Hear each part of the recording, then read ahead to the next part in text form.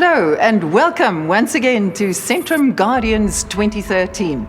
Over the past month, we have shared in some of the drama and the action that goes with working in the emergency services. We have witnessed brave men and women go into life-threatening situations to save people like you and me. 8 teams, 8 inspiring, heart-stopping rescues. This week, we bring you highlights from those stories again. And we are asking you to make a difference by voting for them. SMS your vote for the team or individual you think deserves the title Centrum Guardian of the Year 2013. Your votes count for 50% of the final result. The other 50% comes from an independent panel. The SMS number to use is 34020. You could put in your vote for the team from Maripskop, who spent days searching for a man lost in the mountains long after he was presumed dead. We were searching every day. Remember the word tenacity and SMS it to 34020 if this team inspires you. Here's their story. On November the 19th, a Polish entomologist was with a research group in the Maripskop. The weather turned abruptly. Within minutes, visibility was almost zero, and Pavel was separated from the group. With darkness falling, they called the local police. Reinforcements arrived in the form of the emergency services, police, mountain club, and off-road rescue. They were organized into a 24-hour roster system, and the search began. I won't leave the place before I find Pablo. Alive or dead, I'm going to find him.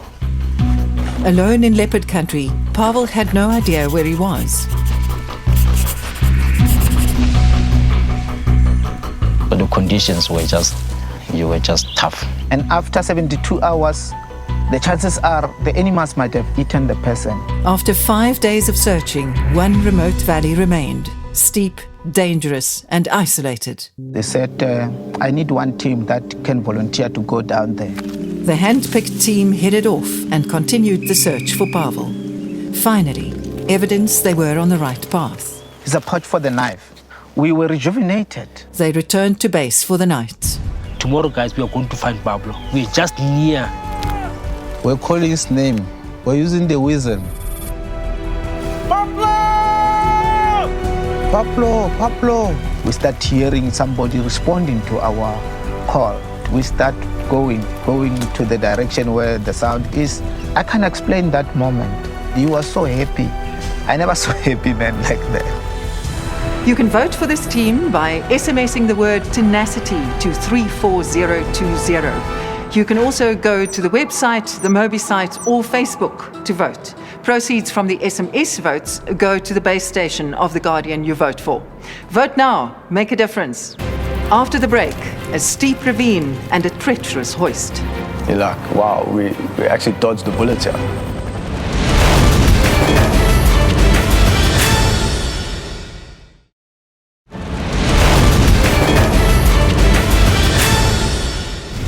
We're looking for the Centrum Guardian of the Year 2013, someone who saves people like you and me. Vote now for the team or the individual who most inspires you to live life at 100%. A runaway fire in the Gillets Valley. Mervyn Fitzgerald and Vincent Ngele worked to beat back the flames. I looked back to where he was and I couldn't see him anymore. I started shouting for him. I didn't get any response. It was when I realized something was not right. Then, a faint call from the bottom of the ravine.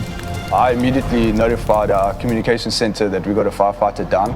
Rescue tech were immediately called in. On first sighting of the injured man, they knew this was out of the ordinary. Scary. High. I did not believe that he was still alive. The only way out was to actually get him out with an aircraft. With the aircraft on its way, they made plans to get down to Vincent fast. Nicholas Holmes was first over the edge. I took the stretcher and all the medical equipment attached to me at the same time, so I had a high load on the line. The high load, the fast approaching fire, and poor visibility escalated the dangers. I had never ever pictured or even imagined myself or my team being in this sort of danger or challenge ever. With crew and equipment safely on the ground, advanced life support paramedic Paul Knussen made his way over to Vincent. An assessment of him, I found that he had broken his femur, which is a very, very large bone in your leg. They put Vincent on oxygen and established an IV line. And we managed to splint his leg as comfortably as we could. Finally, the helicopter arrived. This was precision flying at its most dangerous. We had raging fires, we had a 40-meter cliff, we had a hoist operation that was carrying on. Despite the almost impossible conditions, Vincent was safely lifted out of the ravine. There was a sense of happiness. Happiness that we'd actually got him out, alive. No matter if you're a fireman, a policeman, a paramedic, at the end of the day, it was just a good teamwork. If you want to see this team take the title, vote now. SMS BRAVE to 34020 or use the website, the Mobi site or Facebook. Our next contenders are a team from Meyerton who were confronted with an accident of epic scale. Bus 422 was en route to Meyerton on the morning of the 25th of June. For some reason, it didn't stop at the stop streets. Instead, it carried on going and into the water below. A fire and rescue team from Meyerton Station was immediately dispatched. Then I saw the bus lying on its side in the ditch. 74 people were trapped inside the bus. My first priority was to get more hands on the scene. Rescue workers responded to the call.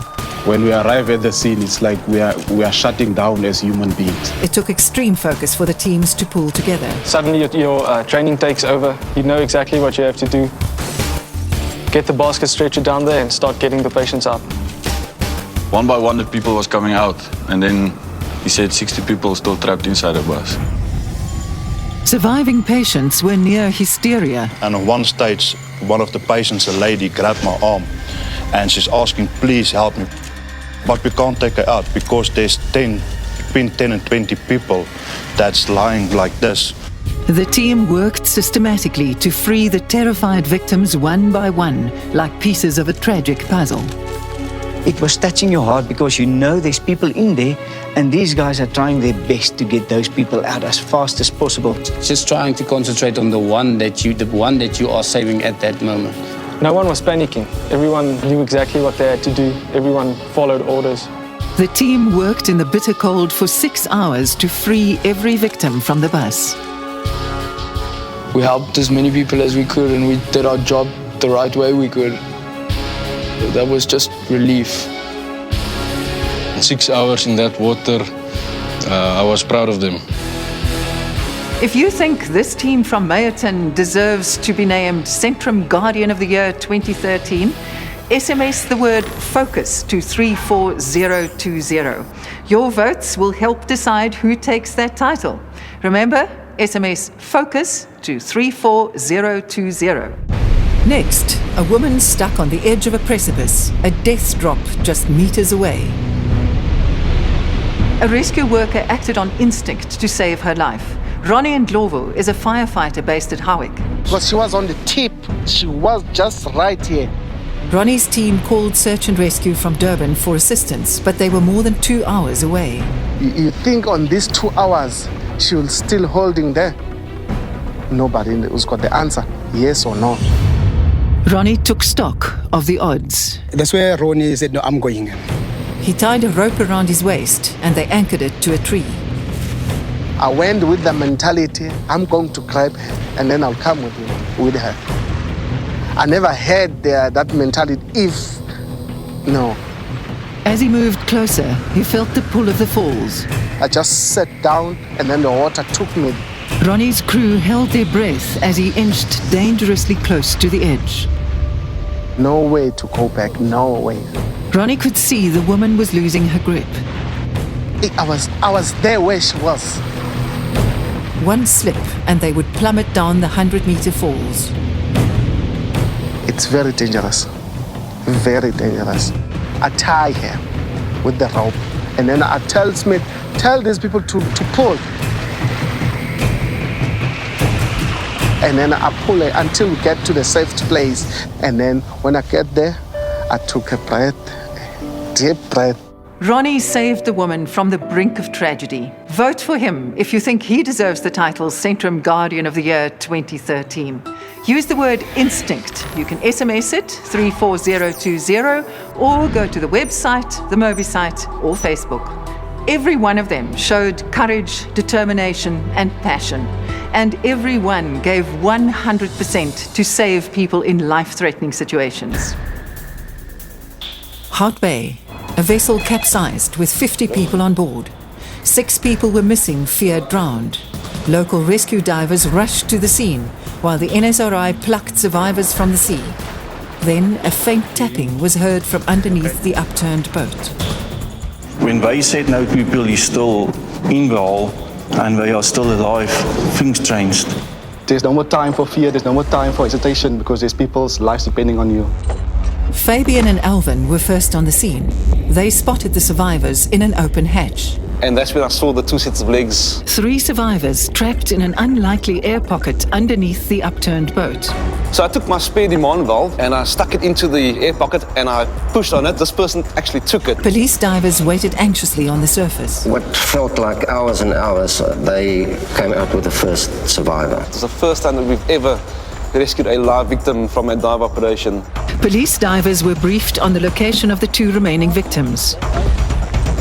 They went in to find the 2 remaining survivors trapped in the small air pocket. And immediately there was people screaming. The terrified victims refused to budge. How are we going to get these people out? They surfaced for help. They said, listen, we've got a problem here. We all 4 must go underneath the vessel. The plan was to equip the women and swim them out. Everything went to plan more or less, and then everything stopped. Paralyzed by fear, the women refused to move any further. I realized time was running out, so I decided to take off my scuba gear. Eben handed over his air supply and quickly surfaced. It's going to turn out one of 2 ways. We're going to get these people out, no problem, or we're going to die. The remaining 3 divers had to move fast. I just grabbed her by the side, going down and out. The second one was like 2 or 3 seconds. It was so easy. The waiting divers received exhausted survivors. And the first thing that she said to me there was, "Don't leave me. I'm going to die, don't leave me." And I said to her, "Nobody's dying today, I've got you." This team drove themselves to the edge of their endurance. If you think they deserve the title Centrum Guardian of the Year 2013, vote for them now. SMS DRIVE to 34020. And remember, proceeds from the SMS votes go to the base stations of the Guardians you vote for. Vote now to make sure that the Guardian who most inspires you to live life at 100% stands a chance at the title. That baby didn't say, listen to my heartbeat. It said, get me out of here. It was a miracle. In each story featured on Centrum Guardians, emergency workers have responded with dedication and heart. Like this team from Polokwane, who saved a baby in unbelievable circumstances. On the 10th of August, a collision of tons of unstoppable steel seemed an impossible force to survive. I came across one of the tow truck drivers who stopped me and said, "Did I know about the train accident?" David called for backup and headed for the scene. Well, when I got there, I found a car had been hit by a train. You could see there was still one patient inside the vehicle, and then was one gentleman outside the vehicle. I immediately went to go look into the car, and there I found a woman. David couldn't find a pulse. And I said, "Tell me, is she pregnant?" And he said, "Yes, she's 8 months pregnant." I went and I took the stethoscope and put it onto her belly. Of course, I never heard a heartbeat. The baby kicked the stethoscope. That baby didn't say, "Listen to my heartbeat." It said, "Get me out of here." It was just simple, guys, we need to get to hospital as in yesterday. They immediately started CPR. The core function was to keep blood circulating through the lifeless mother so that the baby could continue to breathe. Whenever I was driving, it was like, baby, baby, baby, baby. 8 critical minutes had passed since the rescuers took action. David made emergency plans at the hospital. A visiting doctor on the scene took decisive action. They shifted the lady in the resuscitation room and they give me a knife and I cut in it. Less than 30 seconds, the baby was out. That was the quickest cesarean section I ever saw in my life. The baby was blue and appeared lifeless. It was gone already. When I was looking at Eugene like, we've gone through all of this now, and the baby's not breathing. Eugene intubated, I started CPR on the baby. And we knew we're not going to give up on this baby. This baby must survive today. Long seconds passed when suddenly the tiny baby took a chance for life. It was like, wow. This baby is alive and healthy. She has hands that can surround and warm and care for her. So it was actually a blessing to me as a newly qualified medic in the field. We all need people like these when we find ourselves in extreme situations. This team was 100% committed to saving this baby's life. If you want them to walk away with the title, SMS Reflex to 34020. Next up, rescuers from Mpumalanga face raging floods. After the break, I've never seen so much water in my life.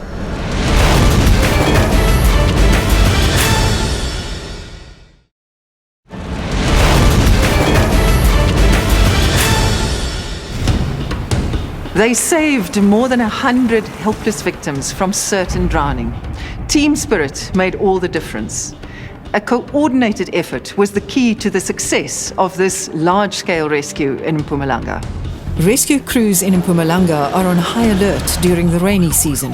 The first call out, 2 ambulance men trapped in the middle of a flooded river. We told ourselves we'll hold the tree until we get help. We decided to put the zip line in the tree. They threw a rope to the men and Andre manned the lifeboat. The current didn't play along, it was much stronger than we had anticipated. His boat was thrown into the turbulent waters. You must start reading the rivers and look forward what's ahead of you. His training paid off and he found a way to safety. As if nothing happened, we went straight back. And we started over again. The men were successfully rescued and the crew rushed off to the next call. When we got there and we saw it, we knew that the only way to get them out alive was to hoist them. If they were a meter to either side, they would have been swept away. And they'd been standing upright for nearly 9 hours. The rescue crew were picked up and the flight engineer positioned the helicopter for the hoist. So he says 2 meters left, 2 meters right. There's a sweet spot below the helicopter. Literally, there's no time to hang around. Dani successfully hoisted the first victim and went down immediately for the second. The moment that you are lifted up, you can see the relief coming over the face. Flood levels rose and more lives were in danger. I've never seen so much water in my life. We knew that we have to be very quick. People had been hanging on for hours. Many couldn't swim. 2 helicopters worked side by side in hazardous conditions. You basically focus on the aircraft above you and the people in your arms. One by one, terrified victims were hauled to safety. Some were holed up inside buildings. These rescues held added dangers. And you have to drag the cable in with you. A steady hover needed to be maintained. Until you hear the flight engineer saying, okay, he's hoisting the rescue back up. Then you have a small sense of relief, but you know that he has to go down again, so. In the end, 139 people were saved. Not one life was lost. Helicopter pilots, rescue swimmers, divers and crews, they all came together in a spirit of commitment to save more than 100 lives. If you want this team to win the title Centrum Guardian 2013, vote for them now. SMS SPIRIT to 34020. Your vote makes a difference. Newcastle is an industrial town. Where there is industry, there are occupational hazards. But sometimes things happen which no one could have expected. I had a big bang at the back of me. Pulled by a fierce vacuum force, a man simply disappeared into the pipe. Never heard of something like that. Local fire and rescue services were called in. Then I heard the voice of Thomas calling my name. They were all shocked and they said they've never seen that happening before. Look at Sonelli, and I said to her, that's it, this is yours. That man was calling for help and the firefighters are here to save lives. With limited equipment, Zanelli entered the narrow pipe. Pipe is made up of fiberglass, so it was burning on my knees. She inched deeper and deeper into the darkness. I was really scared. I was thinking the water was gonna come up and push us out. Frightened to go further, Zanele stopped in the pitch black. They could feel that I was still. I did say, hey, I'm coming back now. They said, no, Zanele, please don't. She crawled on slowly. Then the rope reached its end. Her team immediately improvised. Zanele was unaware of the danger. 100 meters into the pipe, she found the man. So at least we are relieved that now she can see Thomas. Then he asked me, where am I from? I told him that I'm from the fire and rescue team in Newcastle. Zanele tied the rope and the team began to pull. After every 10, 12 meters, there's a joint in the pipe, and we had to stop and make sure that she could get the guy sliding over the joint. You will tell me that, no, this thing we're talking about is like we're lying, but it happened. I was happy because I knew that I have saved some life.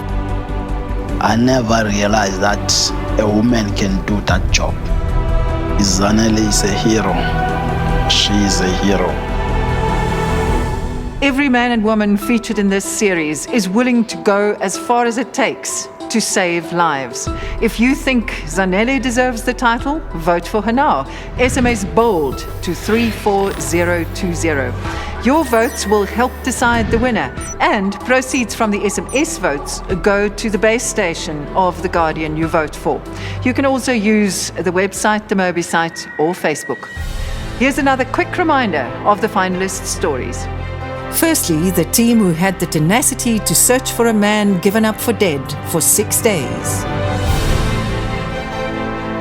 You could also vote for the brave men who abseiled into a steep ravine surrounded by a raging fire to save an injured colleague. Or vote for the team from Meyerton who applied their focus for hours in the bitter cold to rescue survivors from a horror bus crash. A firefighter from Howick acted on instinct and dragged a woman back from the brink of a 100-meter waterfall. If he's your man, vote for him. Or you may want to see the team from Hout Bay take the honours. They had the drive to go beyond what could be expected of any rescue worker and saved 3 people from drowning.